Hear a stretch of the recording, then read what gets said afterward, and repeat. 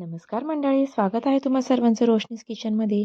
तर तुमच्याही पुऱ्या अशा टम्म फुलत नसतील किंवा जास्त तेलकट होत असतील तर हा व्हिडिओ खास आहे तुमच्यासाठी. तुम्ही बघू शकता व्हिडिओमध्ये जी पुरी दिसतीये ती किती छान टम्म फुललेली पण आहे आणि अशी तिला तोडल्यानंतर तिचे असे मस्त दोन मोकळे वेगवेगळे भाग पण होत आहे. तर त्याच्यासाठी मी काही टिप्स सांगणार आहे. ते व्हिडिओ नक्की शेवटपर्यंत बघा, कुठेही स्किप करू नका.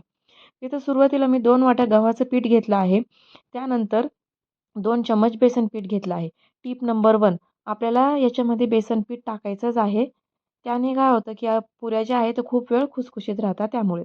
त्यानंतर पाव चम्मच मी ओवा हातावर क्रश करून टाकला आहे. पाव चम्मच मीठ टाकलं आहे. पाव चम्मच साखर टाकली आहे आणि 2 चम्मच एकदम कडकडीत तेल मी या पिठामध्ये टाकून घेतलं आहे. तर तेल गरम असल्यामुळे सुरुवातीला मी सगळं चमच्याने मिक्स करून घेणार आहे.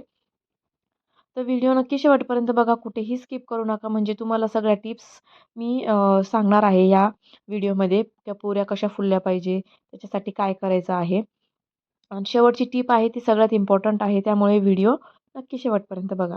यामध्ये पाव चम्मच जिरं पण ॲड केलं आहे मी आणि आता सगळं मिक्स करून घेणार आहे. आणि आता थोडं थोडं पाणी घालून आपल्याला एक घट्टसर पीठ मळून घ्यायचं आहे. पुऱ्या बनवण्यासाठी या भरपूर टिप्स असतात आणि आजच्या पुऱ्यांची रेसिपी मी तुम्हाला दाखवते आहे. ती एकदम साधी, सोपी, सिंपल पुऱ्यांची रेसिपी मी तुम्हाला दाखवत आहे. तर पहिली टिप जी होती ती होती, की बेसन पीठ नक्की आपल्याला ॲड करायचं आहे या पुऱ्यांमध्ये. त्यानंतर इथे आता घट्टसर पीठ मी मळून घेत आहे. तुम्ही पहिल्यांदा व्हिडिओ बघत असाल, चॅनलला नवीन असाल, तर माझ्या चॅनलला नक्की सबस्क्राईब करा. अशाच टिप्स आणि ट्रिक्स माझ्या सगळ्या रेसिपीज मी माझे व्हिडिओ अपलोड करत असते माझ्या चॅनलवर. तर अशा पद्धतीने इथे पीठ मळून झालेलं आहे. तुम्ही बघू शकता असं घट्ट पीठ आपल्याला पाहिजे. तर जेवढं चांगलं मळता येईल तेवढं चांगलं आपल्याला इथे मळायचं आहे. फक्त हे पीठ आपलं मऊ नाही झालं पाहिजे. त्यानंतर हे रेस्ट करायला साईडला ठेवायचं आहे. आता सेकंड टिप हीच आहे, की 10 ते 15 मिनिटं आपल्याला पीठ बाजूला रेस्ट करायला ठेवायचंच आहे. लगेच आपल्याला पुऱ्या लाटायचे नाहीये. ही आहे सेकंड टिप. जर तुम्हाला अगदीच जास्ती घाई असेल, तर तुम्ही हे पीठ एक 5 ते 10 मिनिटं फ्रिजमध्ये पण ठेवू शकता. पण माझ्याकडे वेळ होता त्यामुळे मी 15 मिनिटं साईडला ठेवलेलं होतं. त्यानंतर पुन्हा थोडंसं तेल लावून आपल्याला हे पीठ मळून घ्यायचं आहे. आणि तुम्ही असे मोठे-मोठे गोळे करून डायरेक्ट एक मोठी चपाती लाटून त्याला ग्लासने किंवा वाटीने पण त्याला तुम्ही अशा छोट्या-छोट्या पुऱ्या करू शकता. किंवा एक अशी छोटी-छोटी लाटी घेऊन एक-एक सिंगल पुरी पण लाटू शकता. मी छोट्या लाट्या घेऊन एक-एक सिंगल पुरीच लाटून घेतली होती. व्हिडिओत दिसतंय तसं.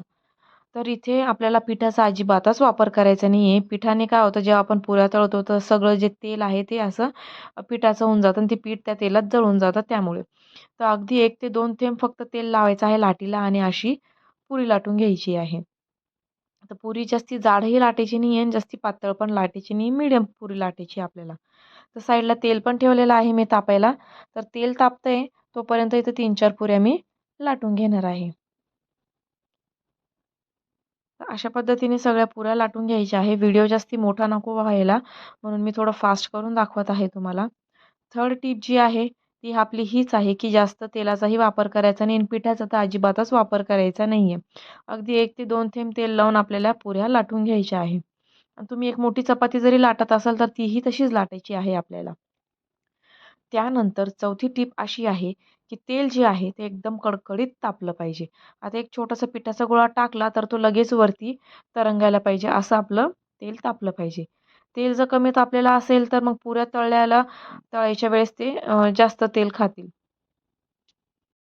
आता एक पुरी जी आहे ती मी तेलात टाकली तळण्यासाठी आणि तुम्ही बघू शकता तेलात टाकल्या-टाकल्या ती किती छान फुललेली आहे. सगळ्या बाजूने ती फुलली आहे. त्यानंतर 5वी टीप अशी आहे, की आपल्याला एक बाजू पूर्ण तळून घ्यायची आहे. त्यानंतरच आपल्याला ही पुरी पलटून घ्यायची आहे आणि मग खालची बाजू होऊ द्यायची आहे.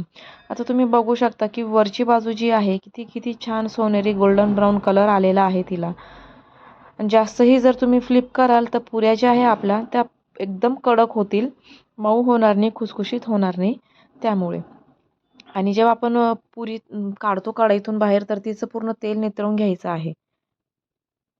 आणि अजून एक गोष्ट म्हणजे जेव्हा आपण पुऱ्या तळतो तर तेल जे घ्यायचं आहे ना, तर आपली एक पुरी पूर्ण बुडेल, म्हणजे पुरीच्या वरतीपर्यंत तेल येईल की एवढं तेल आपल्याला घ्यायचं आहे. तर दुसरी पण पुरी तुम्ही बघू शकता, ती पण किती छान एकदम टम्म फुललेली आहे सगळ्या बाजूने. जर तुम्ही मी सांगितलेल्या टिप्स अँड ट्रिक्स फॉलो कराल, तर तुमच्या सगळ्या पुऱ्या जशा मी दाखवते व्हिडिओमध्ये तशाच फुलणार आहेत आणि तशाच खुसखुशीत पण बनणार आहे. बघू शकता आता ही तिसरी पुरी आहे, ही पण किती छान फुललेली आहे. या पुरी तुम्ही टिफिनसाठी बनवू शकता किंवा प्रवासासाठी पण घेऊन जाऊ शकता. बटाट्याच्या चटणीसोबत किंवा कुठल्याही रस्सा भाजीसोबत, खीरसोबत, श्रीखंडसोबत एकदम टेस्टी लागते या पुऱ्या. तर कशी वाटली ही रेसिपी मला नक्की कमेंटमध्ये सांगा. व्हिडिओला लाईक करायला विसरू नका. चॅनलला नवीन असाल चॅनललाही प्लीज सबस्क्राईब करा. अशाच भरपूर व्हिडिओज तुम्हाला माझ्या चॅनलला बघायला भेटणार आहे. Thanks for watching. भेटूया नेक्स्ट व्हिडिओमध्ये. तोपर्यंत सगळ्यांना बाय बाय.